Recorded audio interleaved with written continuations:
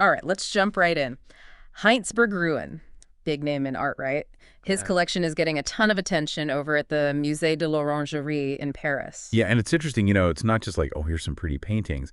It's like this whole window into this really interesting life Mm-hmm. and this really complicated time in the art world.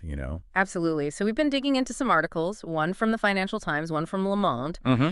And honestly, this is a way more interesting story than like your average art dealer biography, you know? It really is. I mean, this is a guy who wasn't just around masterpieces all the time. He was like shaping the art world, especially in Paris after the war. Okay, so the Financial Times article, they really get into how he had to escape Nazi Germany, right, back in 36. Right. And that experience, it really like kind of defined his whole outlook on art. You know what I mean? I can see that, yeah. Like he was really drawn to art that was about life, and resilience. And you can see it in the pieces he was drawn to. Vivid colors, expressive Yeah. forms, almost like a big screw you to everything he had been through.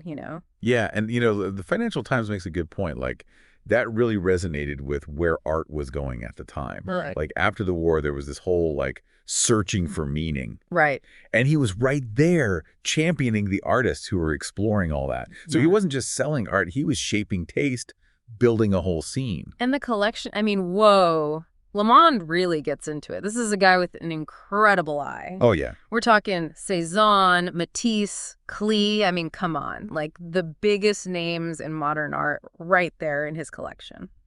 Yeah, and that's where things get, well, kind of tricky too. Lamont talks about how the provenance of some of the pieces, like where they came from, is kind of murky.